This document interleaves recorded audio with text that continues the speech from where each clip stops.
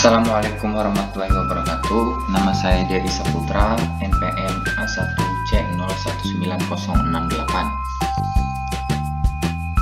Baik, materi kita pada kali ini kita akan membahas materi statistika. Statistika ada 3 subbab materi. Yang pertama penyajian data, yang kedua ukuran pemusatan data tunggal dan data kelompok, yang ketiga ukuran penyebaran data tunggal dan data kelompok. Oke, langsung masuk ke subbab materi yang pertama. Penyajian data. Yang pertama ada distribusi frekuensi. Distribusi frekuensi adalah sebuah daftar, tabel, atau diagram yang menunjukkan frekuensi berbagai kejadian dalam suatu sampel. Ikut contoh soalnya. Nilai ujian statistika 65 orang mahasiswa adalah sebagai berikut. Nah, buatlah tabel distribusi frekuensi dari data di atas.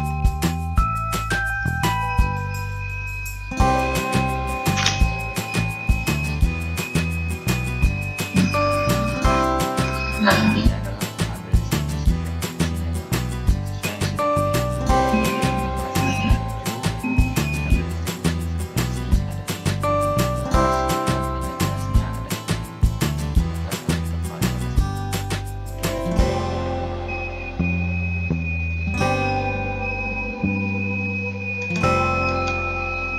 Berikut ada histogram. Histogram berbentuk diagram batang berupa kumpulan beberapa persegi panjang. Histogram biasanya digunakan untuk menyajikan data kelompok dalam diagram batang. Nah, ini adalah contoh soal histogram.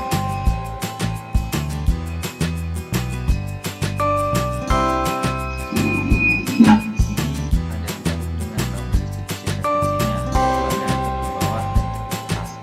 Untuk mencari tepi bawah dan tepi atas, batas kelas bawah kurang 5,5.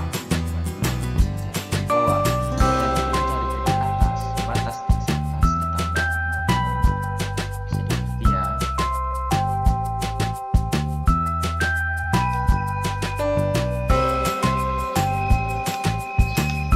Selanjutnya ada poligon frekuensi.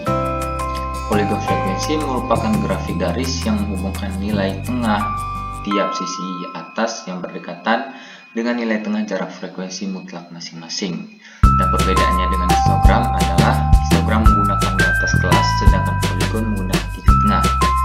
Ini adalah bentuk dari poligon. Contoh soal. Ubahlah tabel distribusi frekuensi di atas menjadi poligon frekuensi. Nah, ini adalah poligon frekuensi. Sesuai dengan yang sudah dijelaskan sebelumnya, bahwa poligon frekuensi menghubungkan titik-titik tengah. Nah, ini adalah titik tengah yang sudah kita hubungkan sehingga membentuk poligon. Selanjutnya ada ogif. Ogif merupakan bentuk penyajian data dalam bentuk grafik berdasarkan data yang sudah disusun dalam bentuk tabel distribusi frekuensi kumulatif. Untuk ogif seperti poligon, sehingga sering disebut juga sebagai poligon distribusi frekuensi kumulatif. Terdapat 2 jenis ogif, yaitu ogif positif dan ogif negatif. Ini adalah bentuk dari ogif. Contoh soal. Buatlah ogif positif dan negatif dari tabel distribusi frekuensi di atas. Oke. Pertama, kita akan selesaikan ogif positif. Nah, ogif positif memakai frekuensi kumulatif kurang dari. Cara mencarinya ini seperti sudah saya tulis di bawah ini. Mencari frekuensi kumulatif kurang dari, caranya menghitung misalkan frekuensi yang kurang dari 20,5 adalah 19.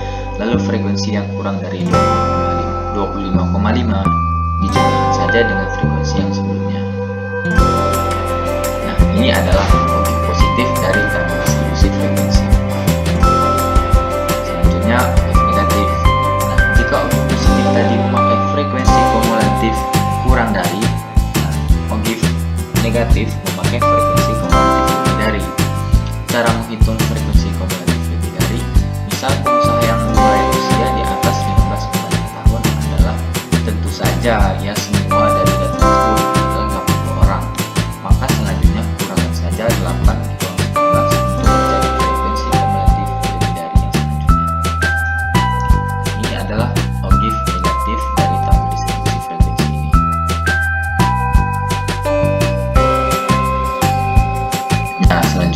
ada latihan ya. Oke, bisa dibaca latihannya. Ini nomor 2, nomor 3.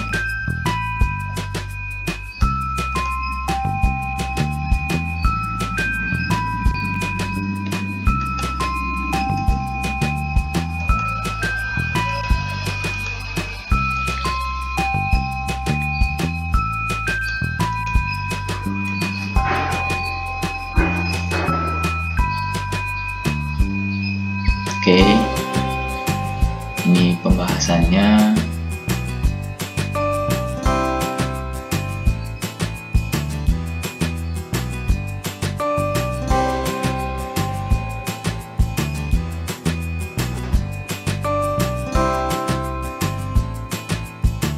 Nomor 3.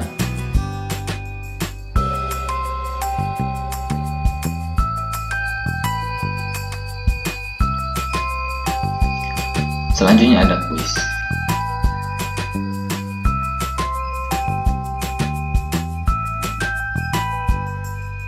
Yang pertama,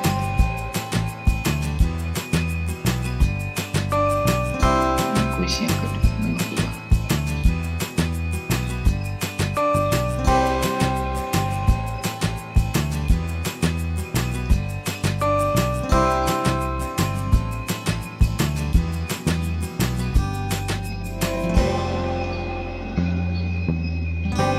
Oke, apakah jawabannya A? Ternyata salah ya. Jawabannya C. Ternyata jawabannya D. Kita lihat.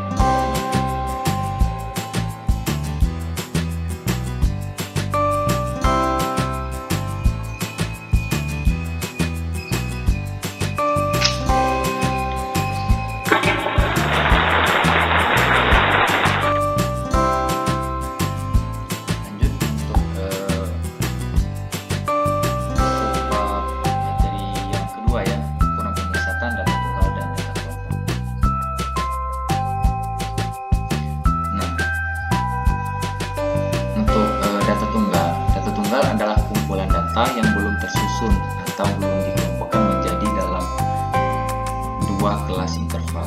Yang pertama ada mean atau rata-rata pada suatu data. Mean dapat didapatkan dengan cara menjumlahkan semua data yang ada, kemudian membaginya dengan jumlah yang ada pada data tersebut, atau rumusnya sigma n per n. Lalu ada modus. Modus adalah data yang paling banyak muncul. Untuk menghitung modus pada data tunggal tidak bisa menggunakan rumus. Cara mencari modus yaitu dengan melihat data mana yang paling banyak ada di data tersebut, atau data yang memiliki frekuensi terbanyak jika disajikan pada tabel. Lalu ada median. Median yaitu nilai tengah dari suatu data. Adapun untuk menentukan median dari suatu data harus didapatkan data yang ada harus berurut dengan benar, yaitu dari nilai yang terkecil hingga yang terbesar. Rumusnya n+1. Contoh soal. Ini ada contoh soal. Kita disuruh menghitung mean, median, dan juga modus. Ini kita buat tabelnya. Ini mean.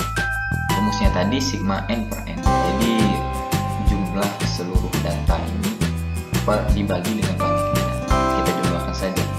4 ditambah 5, 4 ditambah 4, ditambah 5, ditambah 5, ditambah 6, ditambah 7, ditambah 8, dan seterusnya dibagi dengan 11. Terus untuk menghitung modus tadi kan nilai yang paling banyak muncul, jadi kita lihat saja pada frekuensinya. Lalu ada median. Rumus median tadi n+1/2. N-nya 11 ditambah 1 dibagi 2, jadi hasilnya ada 6. Selanjutnya data kelompok.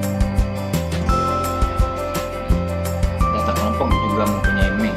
Sama seperti data tunggal, mean atau rata-rata hitung adalah nilai yang diperoleh dari jumlah sekelompok data dibagi dengan banyaknya data. Rata-rata disimbolkan dengan X bar. Hanya saja berbeda dari segi langkah dan cara menghitungnya. Rumusnya adalah sigma Fi dikali Xi plus sigma Fi.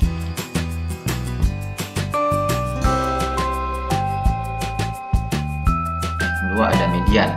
Median adalah nilai data yang terletak di tengah setelah data diurutkan. Dengan demikian, median membagi menjadi dua bagian yang sama besar. Median atau nilai tengah disimbolkan dengan mean. Dan di bawah ini ada keterangannya. Ini rumus median. Yang terakhir ada modus. Modus adalah data yang paling sering muncul atau memiliki frekuensi tertinggi. Modus dilambangkan dengan mo. Beberapa kemungkinan tentang modus suatu gugus data. Yang pertama, apabila pada sekumpulan data terdapat dua modus, maka gugus data tersebut dikatakan bimodal. Apabila pada sekumpulan data tersebut lebih dari dua modus, maka gugus data tersebut dikatakan multimodal. Apabila pada sekumpulan data tidak terdapat modus, maka gugus data tersebut dikatakan tidak mempunyai modus. Ini adalah rumus modus dan di bawah ada keterangannya. Untuk contoh soal.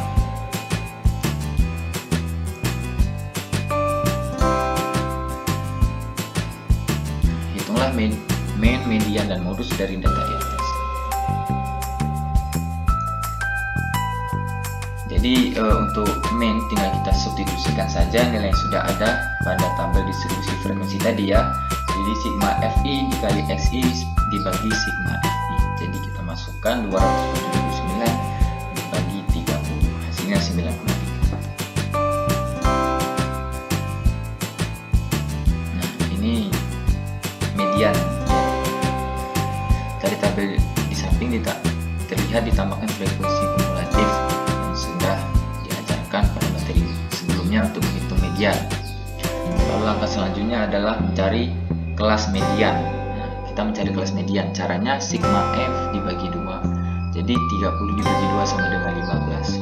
Cari frekuensi kumulatif yang mendekati angka 15. Maka kelas median terletak di 9 sampai dengan 10. Lalu kita mencari tepi bawah. Sama dengan batas bawah dikurang 0,5 sudah dijelaskan sebelumnya. Lalu frekuensi kumulatifnya tadi, lalu ada banyak kelas. Selanjutnya langsung saja kita substitusikan dan hasilnya 10,1.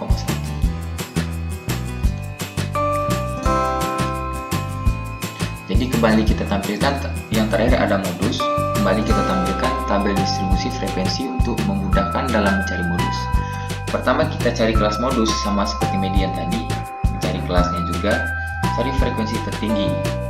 Cari kelas modus dengan cara melihat frekuensi tertinggi, yaitu 7 yang berada pada rentang 11 sampai 12. Lalu tepi bawah, kemudian D1. D1 itu rumusnya frekuensi modus dikurang frekuensi sebelumnya. Jadi frekuensi modus adalah 7 dikurang frekuensi sebelumnya 5, jadi 2. D2 frekuensi kelas modus dikurang frekuensi setelahnya. Nah, jadi setelah didapat nilainya kita masukkan saja. Rumusnya TB tepi bawah plus D1 per D1 plus D2 dikali 4. Didapat hasilnya 11,8. Ini adalah latihan ya. Ya.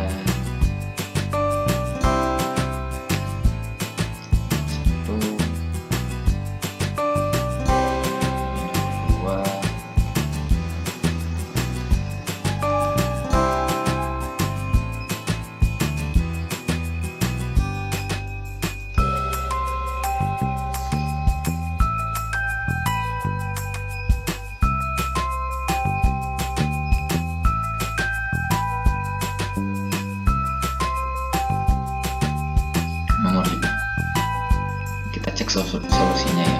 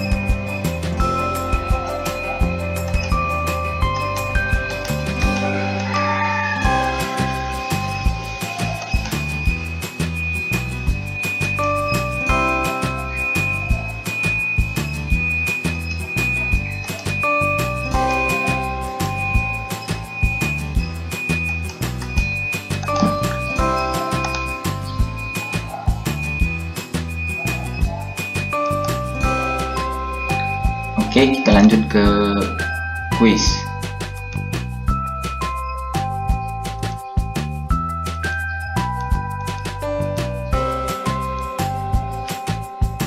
Ini ada nomor 1,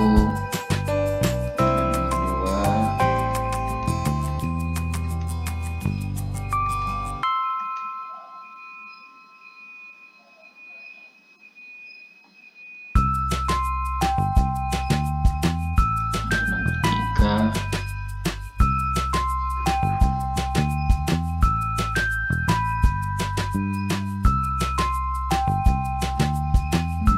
nomor 4,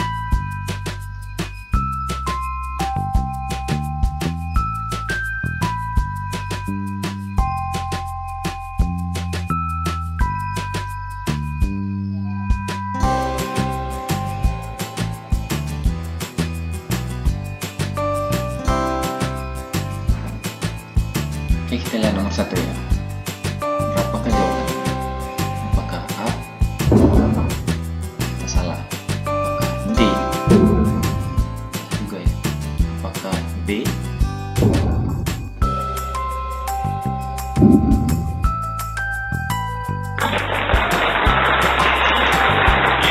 Ternyata jawabannya E. Kita lihat solusinya.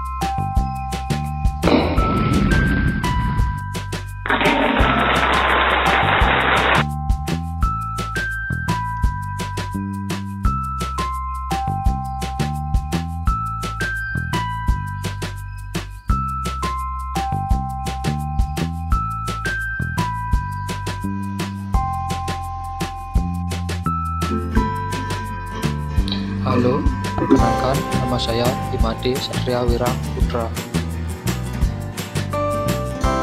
Di sini saya ingin membahas tentang penerapan statistik dalam kehidupan sehari-hari.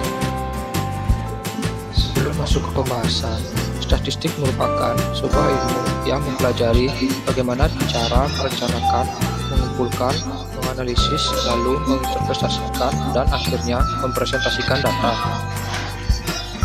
Berikutnya, MEAN. MEAN adalah perhitungan jumlah nilai data dibagi dengan banyaknya observasi atau banyaknya individu. Rumus dari MEAN sendiri adalah sebagai berikut. MEAN sama dengan jumlah semua data dibagi banyaknya data. Untuk contoh kasusnya, saya menghitung rata-rata tinggi badan anggota keluarga. Untuk data tinggi badan anggota keluarga sebagai berikut: Bapak 170 cm, Ibu 160 cm, Anyas 166 cm, Satria 158 cm, dan Galih 145 cm. Penyelesaiannya adalah sebagai berikut. Jumlah semua data dibagi dengan banyaknya data. 170 ditambah 160 ditambah 166 ditambah 158 ditambah 145 dibagi 5 sama dengan 769 dibagi 5. Hasilnya adalah 159,8. Rata-rata tinggi badan anggota keluarga adalah 159,8 cm. Sekian pembahasan dari saya ucapkan terima kasih.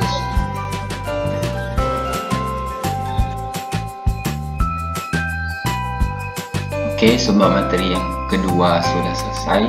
Kita lanjut ke sumber materi yang terakhir ya. Ukuran penyebaran data kelompok, data tunggal dan data kelompok. Yang pertama ada simpangan rata-rata, lalu ada simpangan baku, dan variansi atau ragam. Oke, pertama simpangan rata-rata. Simpangan rata-rata merupakan nilai rata-rata dari selisih setiap data dengan nilai mean atau rataan hitungnya. Simpangan rata-rata sering dilambangkan dengan SR. Rumusnya data tunggal, simpangan rata-rata sama dengan sigma NI sama dengan 1 mutlak XI min X bar per N. Keterangannya ada di bawah.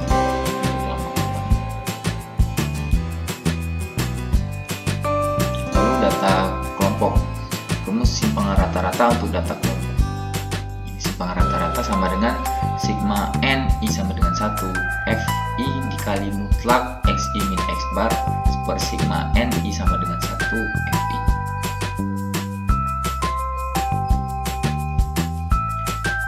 Contoh soal, tentukan simpangan rata-rata dari data berikut. Sesuai dengan sudah dijelaskan rumusnya tadi ya.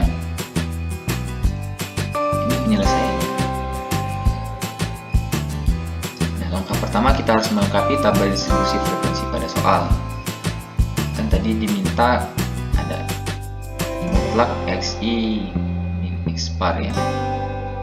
Ini kita cari agar ketika menyelesaikan soal kita tinggal mensubstitusikan saja. Dan ini adalah hasilnya.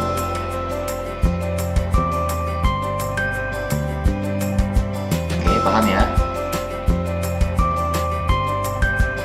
Selanjutnya ada simpangan baku. Nah, simpangan baku atau disebut dengan deviasi standar merupakan akar dari jumlah kuadrat deviasi dibagi banyaknya data. Simpangan baku sering dilambangkan dengan S. Simpangan baku data tunggal. Rumusnya akar sigma NI min 1 dikali XI min X bar kuadrat dibagi N. Ini ada keterangan mengenai simbolnya. Simpangan baku data kelompok.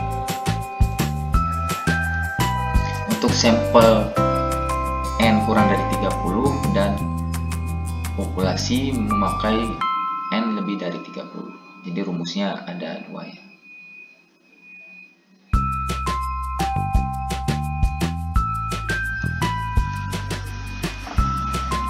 Ragam. Ragam adalah jumlah kuadrat simpangan tiap data. Ragam bisa dirumuskan sebagai X kuadrat, artinya diperoleh dari nilai simpangan baku yang dikuadratkan. Oke, materi kita selesai. Selanjutnya kita masuk ke latihan 3. Oke, tentukan simpangan rata-rata dari data ini. Kita lihat pembahasannya ya.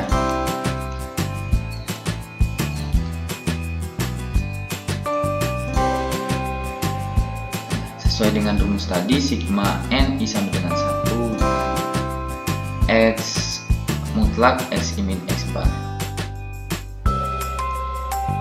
Oke, sudah paham ya?